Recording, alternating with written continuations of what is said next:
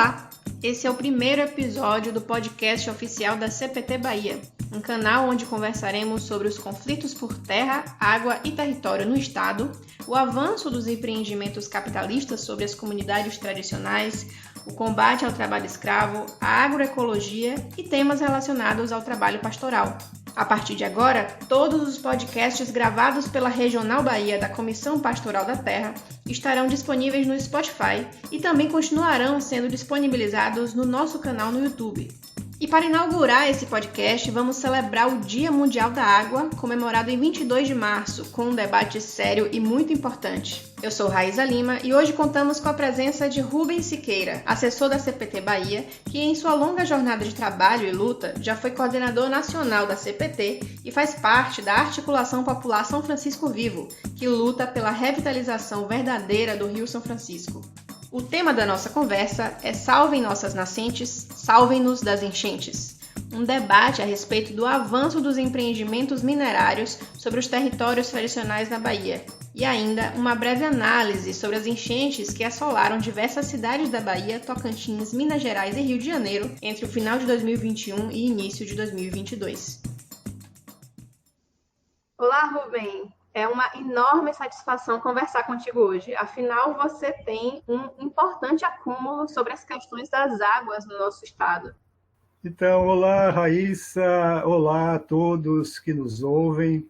Uma alegria estar com vocês nesse momento, poder trocar alguma ideia a respeito desse assunto tão importante, que é o das águas.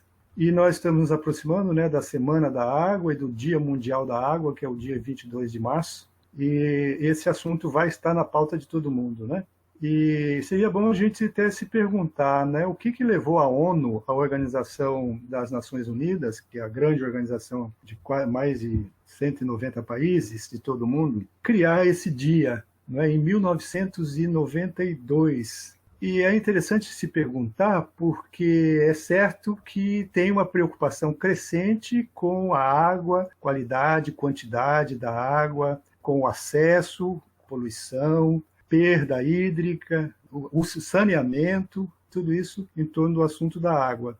Mas também porque, às vezes, e quase sempre, e cada vez mais, a solução que se apresenta para resolver esses problemas todos relacionados à água é mais problema do que solução, na medida em que se quer que a solução seja via mercado, seja via privatização das águas, dos serviços de saneamento, dos serviços de acesso, distribuição de água, como está acontecendo agora aqui na nossa Bahia, a proposta de privatização da Embasa, a nossa empresa de água e saneamento. Algo que já se tentou no passado, houve uma forte reação da sociedade civil, conseguiu impedir. Mas isso volta e volta com mais força.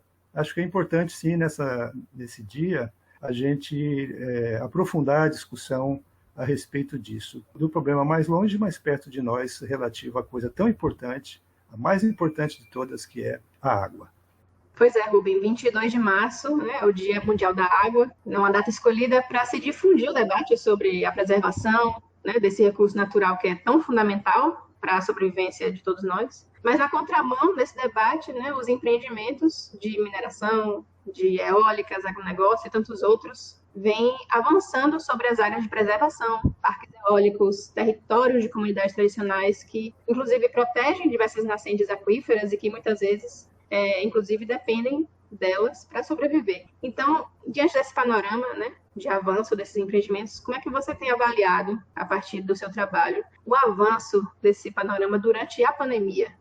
Então, durante a pandemia, acho que algumas percepções que nós tínhamos dos problemas que nos envolvem a todos no mundo, no planeta, no Brasil, na Bahia em particular, ficaram mais evidentes. Até cada dia mais consenso de que a pandemia do coronavírus, que é o novo coronavírus, porque já tinha isso lá antes, tem muito a ver com essa degradação ambiental, o desmatamento, a redução dos ecossistemas. Esses bichinhos ficam lá na natureza e tem quem os combata, eles ficam ali. Agora, quando eles começam a se aproximar das populações urbanas e não têm os seus predadores, então eles viram uma doença muito grave, no caso atacando os pulmões, o órgão fundamental, né? Com sequelas muito graves que ainda estão sendo estudadas. Então a pandemia nos deixou evidente que nós precisamos cuidar melhor do meio no qual e do qual a gente vive. E nesse meio a água é o fundamental. Diria que nós chamamos planeta Terra, né?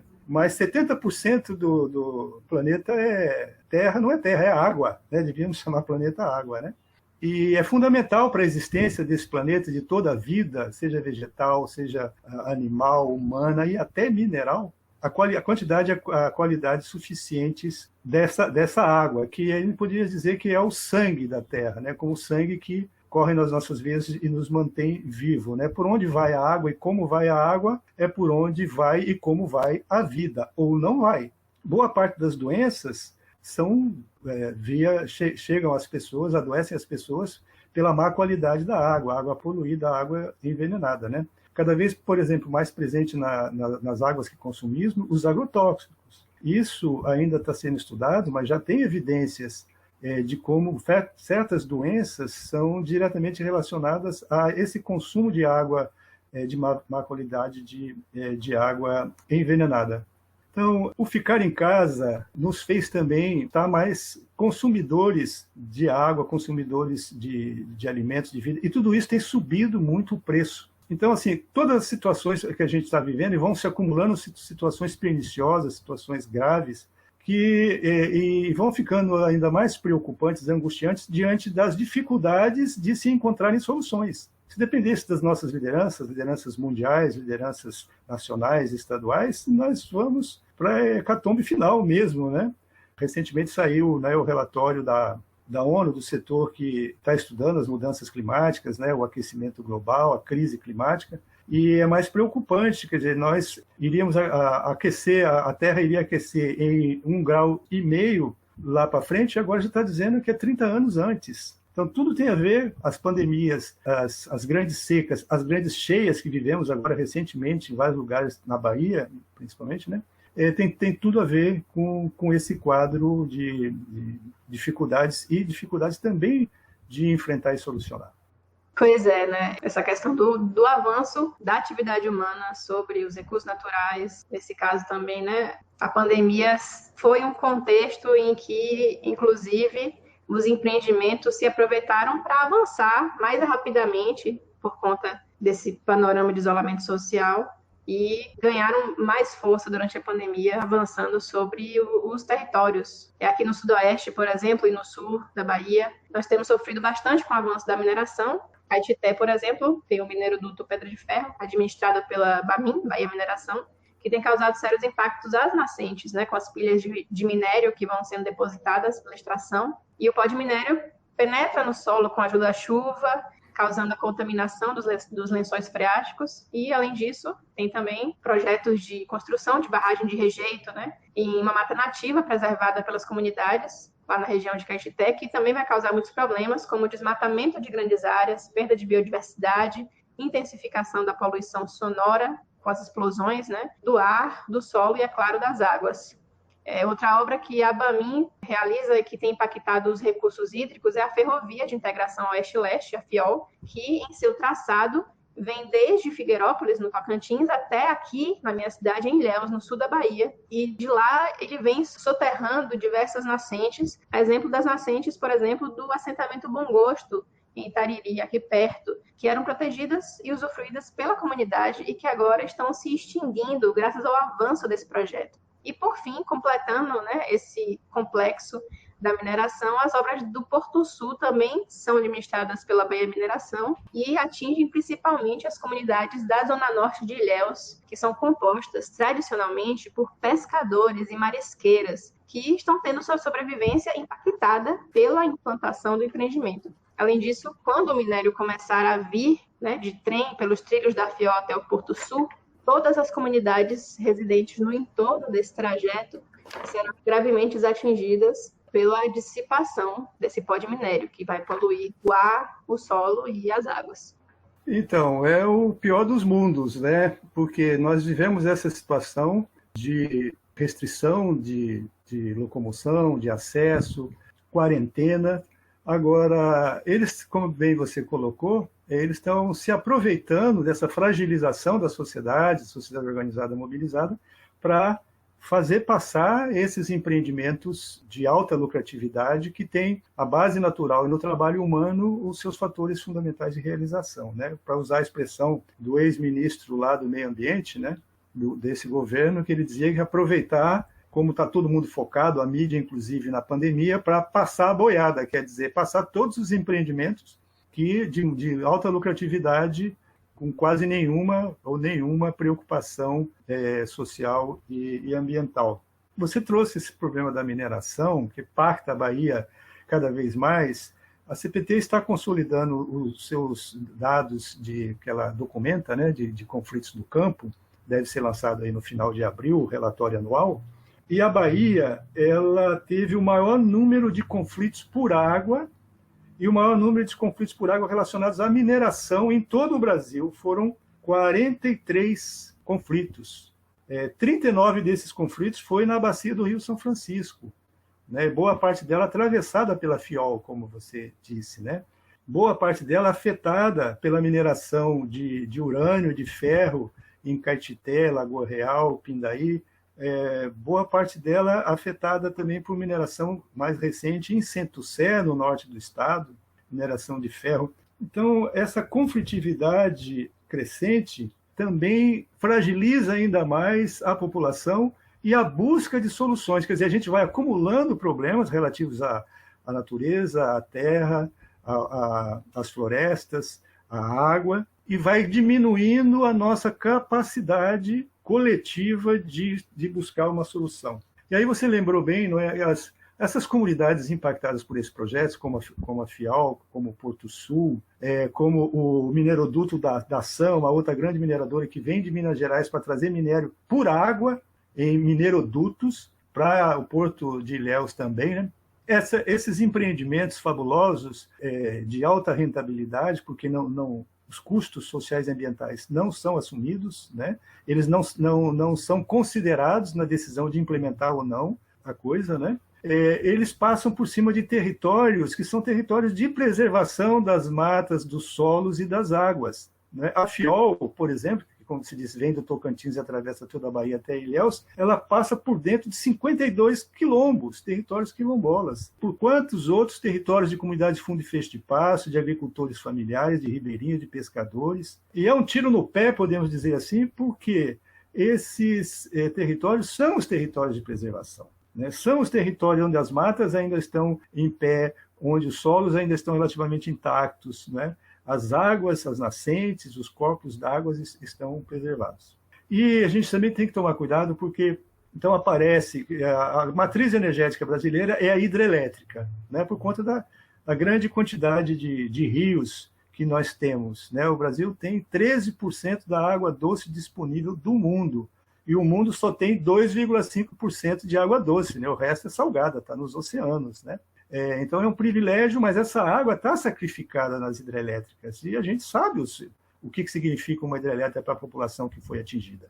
Mas aí então eles vêm com energia eólica, energia solar como alternativa à hidrelétrica, principalmente alternativa aos combustíveis fósseis, como se esses fossem, e são realmente, né, os grandes responsáveis pelas emissões dos gases que aquecem a Terra, os chamados gases de efeito estufa, que é o CO2. Mas muito mais do que esses, são gases, por exemplo, o óxido nitroso da agricultura, do agronegócio, e os gases também que são resultados da própria mineração. Eles também, mais do que até o gás carbônico, eles destroem a camada de ozônio e favorecem o aquecimento da Terra. Então, você vê, eu estou falando das eólicas, mas nós temos experiência na Bahia. A Bahia quer ser a maior produtora de energia eólica do Brasil. Tem a instalação aí na Serra Geral, que corre aí a margem direita do Vale do São Francisco, da Bacia do São Francisco, parques eólicos de 800 torres, que foram instaladas sob nascentes, cortando corpos d'água, riachos, as torres de 60 metros de altura para serem galgadas, levadas até o topo dessas montanhas, dessa serra, elas vão com esses grandes caminhões de trucados, então vão destruindo tudo pelo caminho, para fazer o acesso a levar isso. Então, assim, é um exemplo de como a solução é mais problema. Então, as energias renováveis, chamadas energias limpas, que não são limpas, mas elas têm esse custo ambiental e social. São comunidades de fundo de festivais, são comunidades quilombolas, muitas que estão sendo afetadas por esses empreendimentos. Estou dando o exemplo da eólica, mas podia falar também das mineradoras que estão proliferando por todo canto na Bahia. Agora, essa conversa de que precisa produzir agrominerais, que são os fertilizantes, porque a guerra lá na Europa, né, da Rússia contra a Ucrânia e a OTAN, né, a Organização Militar de Defesa do Ocidente, do Atlântico Norte, né? Porque a Rússia é grande nós somos os grandes importamos boa parte do nosso fertilizante da Rússia e da Ucrânia. Então agora nós vamos liberar a mineração de agrominerais nas terras indígenas como solução. Não é mentira, porque não tem nem 20% desses agrominerais para fertilizantes em terras indígenas. Né? É só um golpe para facilitar o grande negócio da mineração na Amazônia, principalmente, por conta dos altos lucros que isso está rendendo. Né? Então, é um exemplo outro de como aquilo que é vendido como solução, na verdade, é mais problema e agravamento do problema do nosso acesso à água, à qualidade de vida, à dignidade humana e o respeito também aos direitos da natureza. E enquanto, por um lado, a gente luta tanto, né, para preservar as nascentes e os rios e os recursos hídricos naturais contra o avanço do capital, por outro lado, nós testemunhamos, como você lembrou agora há pouco, no final do ano passado e no início deste ano, uma tragédia sem precedentes que foram as enchentes que devastaram dezenas de cidades na Bahia e também no Tocantins, Minas Gerais e no Rio de Janeiro, deixando milhares de famílias desabrigadas e tirando a vida de centenas de pessoas. As chuvas intensas que ocasionaram essas enchentes foram provocadas por um ciclone tropical que cobria uma grande parte do território brasileiro. Mas o fato que não podemos ignorar é que as cheias dos rios que transbordaram a ponto de cobrir cidades inteiras é resultado da ação humana em diversas dimensões, a começar pela destruição das matas ciliares, falta de planejamento urbano em sua relação com os recursos hídricos naturais, o avanço do agronegócio nos territórios, soterramento de nascentes, né, através de diversos empreendimentos, e ainda a construção de barragens de rejeito de mineradoras e assim por diante. A gente poderia citar aqui dezenas ou centenas de exemplos de interferências relacionadas ao avanço do capital sobre esses territórios, sobre os espaços urbanos e rurais. Uma análise conjuntural que podemos fazer dessa tragédia, inclusive, é que a grande maioria das comunidades vitimadas são periféricas, ribeirinhas e rurais, mostrando que o Estado e o capital não planejam o desenvolvimento, digamos assim, tendo o povo em vista. Exatamente. Então, assim, essa situação que você traz das enchentes, né? Enchentes sempre aconteceram, mas não nessa intensidade, nesse alcance, nessa gravidade. Isso também é um sinal do que o clima da Terra está mudando. E está mudando, como bem diz você, por influência humana. Não são os processos naturais desde quando a Terra começou a se formar e vem se desenvolvendo. Né? Um dos moradores, seres viventes, habitantes da Terra é o ser humano, e ele, na sua loucura de acumulação, não é? no sistema capitalista, acumulação privada, com custos cada vez custos sociais e ambientais cada vez maiores, crescentes e concentrados, né? A concentração dessa riqueza assim produzida é impressionante, por exemplo, como tem aumentado os números de bilionários durante a pandemia no mundo e no Brasil. E muitos estão relacionados a esses negócios que estão se aproveitando dessa situação, dessa crise criada, né? Que vão se aprofundar, como a gente está aqui refletindo, porque as soluções são mais parte do problema do que efetivas e reais solução. Então, essas cheias, como as grandes secas, né, você vê a contradição. Né? Nós estamos num ano em que era para estar, o ano da Laninha, né? Que é o contrário do El Niño, que é o aquecimento das águas do Pacífico na altura do Peru, né, na época do Natal. Por isso El Niño, né, lembrando do nascimento de Jesus em dezembro. Mas aí que faz o quê? Faz seca no Nordeste e chuva no Sul. Está tudo meio perturbado, porque agora, nesse ano que é o Laninha, que é o contrário, né, é seca no Sul e chuva no Nordeste, nós já temos, não exatamente dentro do pensado, do previsto, você está tendo perto tanto das secas do sul como das chuvas mais intensas no Nordeste, a mesma seca. Ou, no caso do sul, cheias, inundações perto dos lugares secos. Então, assim, aquilo que nós conhecemos pela ciência climática está perturbado. Pelos últimos dados desse grupo, que é o IPCC, né, da ONU, que faz os cientistas que estudam essas mudanças do clima, o Brasil vai ser um dos mais afetados por essas mudanças. Inclusive, agravamento da seca e desertificação ou arenização no semiárido, no Nordeste. Metade do semiárido da Caatinga está na Bahia. Né? Então, vai nos afetar diretamente e muito mais ainda os estados ao norte, né? Ceará, Piauí, Paraíba e Rio Grande do Norte vão estar ainda mais afetados por essas secas mais graves, porque o aquecimento da terra vai agravar a seca. Né? A falta d'água, a diminuição das chuvas, a intensificação dos períodos chuvosos e, ao mesmo tempo, dos períodos não chuvosos, os períodos de seca. Então, assim, tem uma perturbação geral no clima que, como você disse, afeta mais a quem? Aos pobres.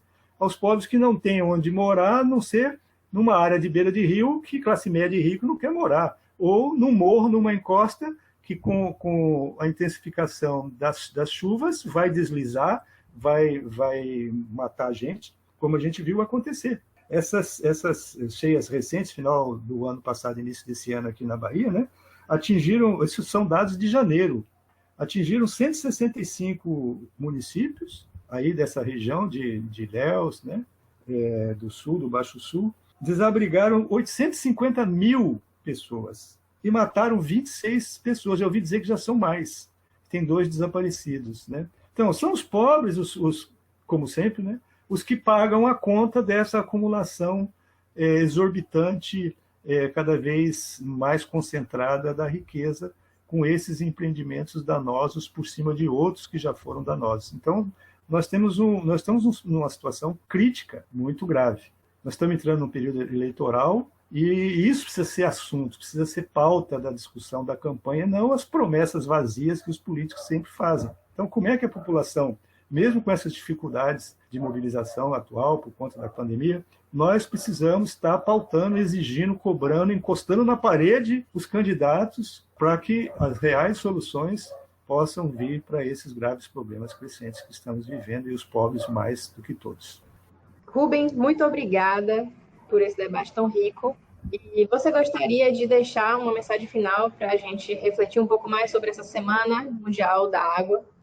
Então, para encerrar, recordando ou retomando de onde nós começamos, né, a oportunidade da ONU em 1992 criar o Dia Mundial da Água, 22 de março, né?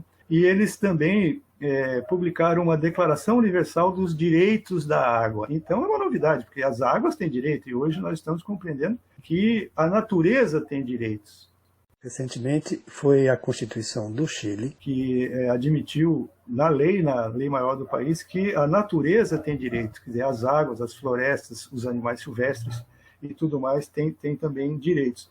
Mas o problema da própria declaração da ONU, dos 10 artigos da Declaração Universal dos Direitos da Água, é que um deles, o 6º artigo, fala que a água tem valor econômico. Quer dizer, aqui é que está o pulo do gato. Né? Então, elenca uma série de direitos humanos e não humanos, né, da natureza, a água, mas coloca esse dispositivo aí, que é o seguinte: na compreensão capitalista das coisas, é só através do mercado, da propriedade privada, não é? Do negócio privado, é que esses bens podem ser preservados e multiplicados e acessados. A gente vê que é o contrário. Aliás, o tema que a ONU trouxe para o ano passado, de 2021, para o Dia Mundial da Água, foi valorizar a água.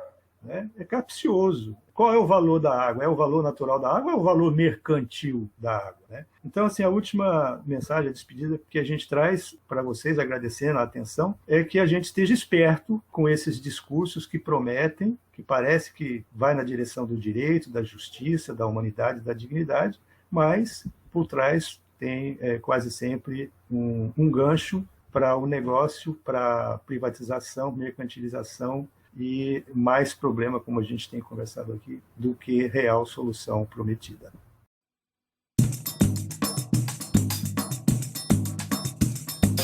E esse foi o primeiro episódio do podcast CPT Bahia, debatendo o panorama das águas em nosso estado nesse Dia Mundial da Água. Você acompanha debates como esse no Spotify da Comissão Pastoral da Terra da Bahia e também no nosso canal no YouTube. Acompanhe as nossas notícias pelas redes sociais, através do @CPT Bahia e no nosso site oficial, que agora está de cara nova, no link cptba.org.br. Compartilhe esse conteúdo e ajude a levar mais informação sobre o trabalho pastoral na luta por terra, água e território na Bahia. Até a próxima!